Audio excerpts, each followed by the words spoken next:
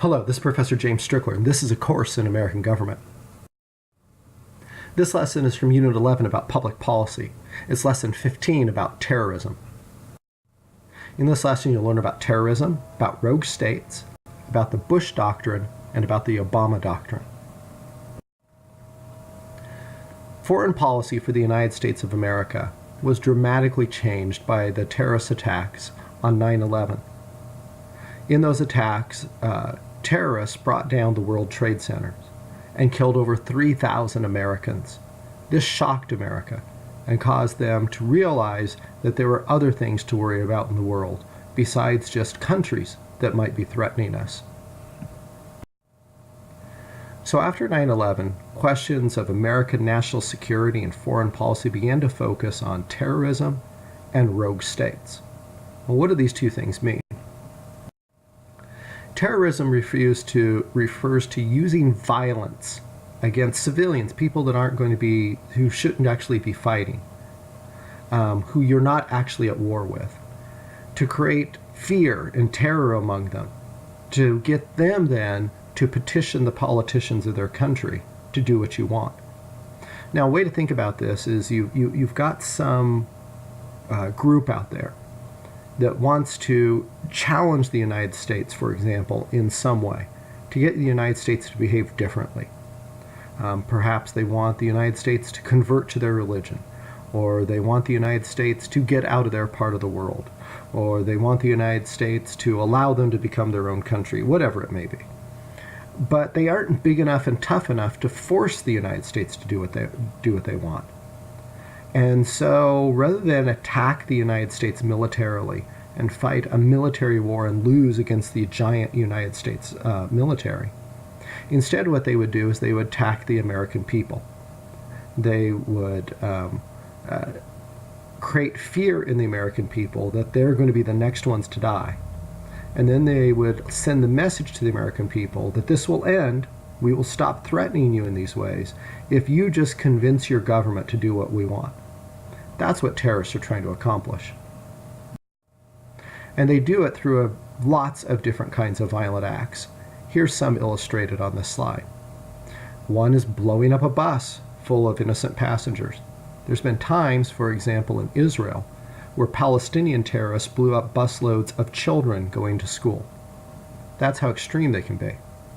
Down below that, you see an example of the Oklahoma City bombing. It took place here in the United States, where a terrorist blew up a government building in Oklahoma City, and a lot of people lost their lives, including children in the daycare center there. Above that, you see the aftermath of a terrorist attack on a movie theater in Paris. No, excuse me, not a movie theater, a concert hall in Paris. There was a band there to perform. The terrorists showed up and killed the people there. Below that, you see an example of a terrorist attack on a bridge in France, where people were celebrating a holiday and the bridge was packed, and a terrorist drove a truck across the bridge and mowed people down and killed a bunch of them. You can see that they could use different weapons, whether they be guns or bombs or even an automobile. The point is to attack innocent people and set off fear in those who you are attacking. Now, along with terrorism, the other concern of modern foreign policy is rogue states. These are countries that act outside the norms of what we would expect from countries. They just don't behave the way that sort of civilized, responsible countries do. For example, one of the things they may do is sponsor terrorism. The primary example of that in the world is the country of North Korea. North Korea is a country that is ruled by hereditary dictatorship now. It was originally set up as a communist country. The Korean peninsula was split in half during a civil war, basically. The North became communist, the South remained anti-communist, and eventually a war was fought there, the Korean War, and then a ceasefire came, and North Korea was left as this communist country. But the leader there consolidated power and ended up basically creating his own sort of worship cult there. They treat him almost like a god. He died, his son took over, eventually his son died, and the grandson took over. It's become a hereditary dictatorship, and it's the most isolated, sort of strange country in the world. You can see the slide in the upper left-hand corner, a picture of the country at night where there's almost no lights because they have so little electricity. Down the bottom right-hand corner, the people live in basically poverty. Bottom left-hand corner, but it's something of a police state. They're fenced in. There's fences around the borders, as much to keep people in as to keep others out. But they have a huge military, as you can see in the upper right-hand corner. Matter of fact, that's become the guiding principle of the country, is military first rather than communism. It's a strange country that is constantly threatening its neighbors. Most recently, it's been threatening to launch missiles with nuclear bombs at Japan. So this is a country that doesn't behave according to the normal rules and has been accused of sponsoring terrorists, providing them with safe haven, funding, things like that, so they can go terrorize other people in the world. Well, George Bush was president of the United States at the time that the 9/11 attack happened, and he became profoundly concerned about terrorism in rogue states. And he didn't want anything like 9/11 to ever happen again. So he developed a particular view of what Americans' policy should be toward these kind of terrorist groups and rogue countries. He said here in this speech, if we wait for threats to fully materialize, we will have waited too long. Now think about what that means. What that means is, if we go back to the playground bully analogy, if you wait until the bully comes over to take your lunch money, he's saying it's too late then. You need to act before that. So the Bush Doctrine is the doctrine of preemptive self-defense. Now, why would he want you to go defend yourself, essentially attack someone before they've attacked you? It's because of 9/11. By waiting until after the terrorists had attacked, over 3,000 Americans died. And he didn't want that to happen again. He said, okay, so I'm not going to wait until they kill 3,000 Americans and then go hunt them down. I'm going to hunt them down before they can kill the 3,000 Americans. Well, his idea of preemptive self-defense led to the war in Iraq.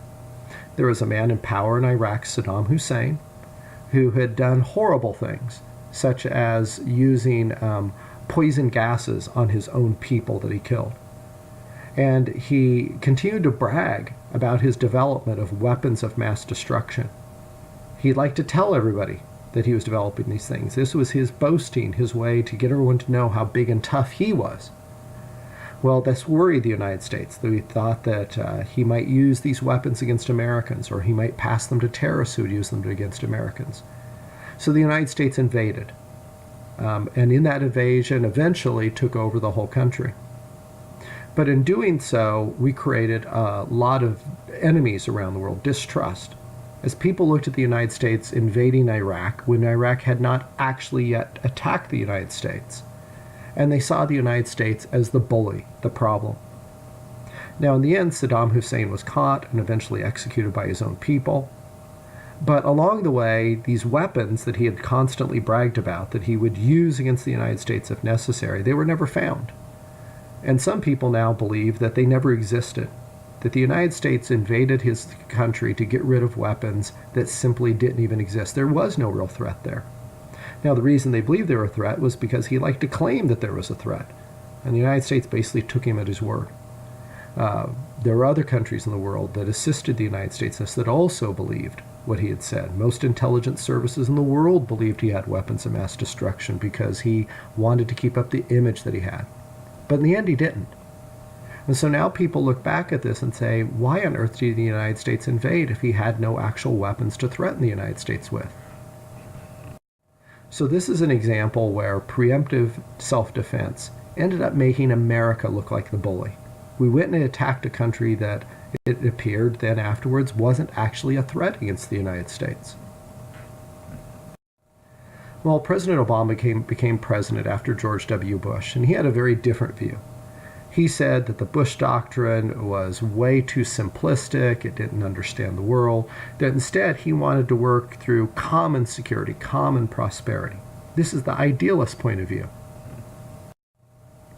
So his doctrine was about America backing down from being having the bully image, not trying to assert their power around the world.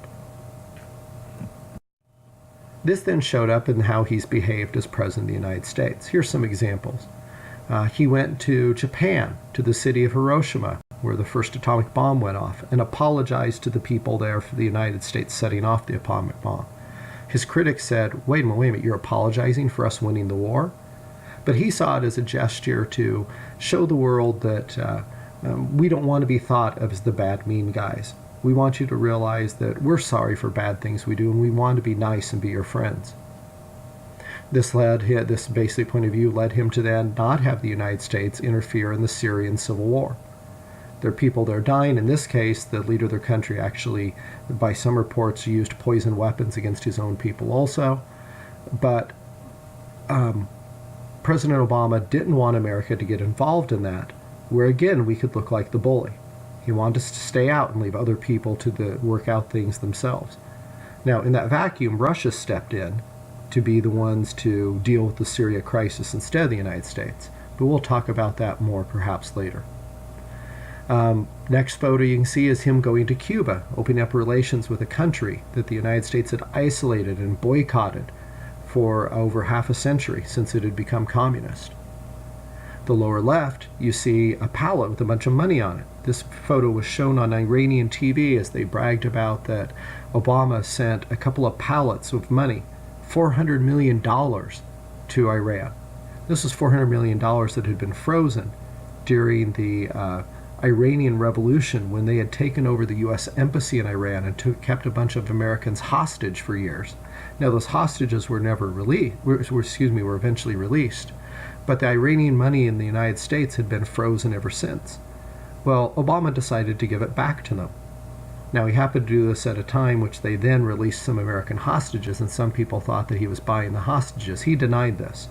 He said that, we were just decided to eventually give them their money back that we'd been keeping for decades as a gesture of goodwill.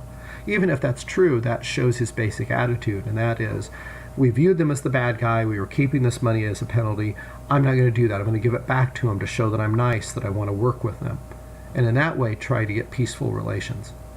Then the last photo shows President Obama barely acknowledging Vladimir Putin at a conference they were both at in Peru.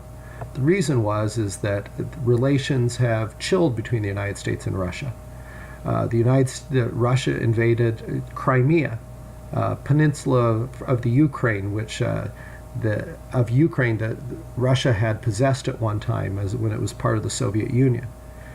President Obama called them up on the phone and told them that it was a bad thing, that they shouldn't have done it. But he was unwilling to step in any sort of military way to stop them. And so Russia ended up taking over Crimea and annexing it. These are the kind of attitudes that President Obama has. He wants us to be nice, set a good example, that sort of thing, rather than throw our military weight around in the world. One of his advisors described his point of view, the Obama Doctrine, as leading from behind. In other words, we want to set the example of being nice, but we don't want to be the ones sticking our necks out elsewhere in the world. Now, some people think this is great after being tired of us sticking our nose in other people's business. But there's a potential problem with it too. And that is, does leading from behind make America look weak and therefore invite aggression, as realists would argue? Perhaps. All right, let's review what we learned in this lesson. First of all, what is terrorism? Is it violent crimes? Is it creating fear to cause change? Is it asymmetric warfare? Or is it the use of unconventional weapons? While terrorism may actually feature all the things on this slide, the thing that essentially defines it is that terrorists are engaging in this violence to cause fear and that leads to change, political change usually. What is a rogue state? Is it a powerful country? Is it a faithful ally? Is it an enemy at war? Or is it a state that behaves outside accepted norms? A rogue state is a state that behaves outside the norms, in other words, the expected behavior that countries follow. What is the Bush Doctrine? Is it to support friendly dictators? Is it to oppose Russian expansion? Is it to seek climate justice? Or is it preemptive self-defense? The Bush Doctrine is preemptive self-defense, which, as we discussed, while it may potentially keep America safe, it may lead to people to think that we're the big bad bully then. What is the Obama Doctrine? Is it traditional allies come first? Is it that we isolate rogue states? Is it that we stop being offensive to other countries? Or is it that we build up the military? The Obama Doctrine is that we stop being offensive to other countries. Things that they don't like that we do, that they think we're bad because we do them, don't do them anymore. Be nice to them. But remember, critics would say, this makes us just look weak to be taken advantage of then. All right, that does it for this lesson. The next lesson is from Unit 11. Also, it'll be the last lesson, Lesson 16, about a unipolar world.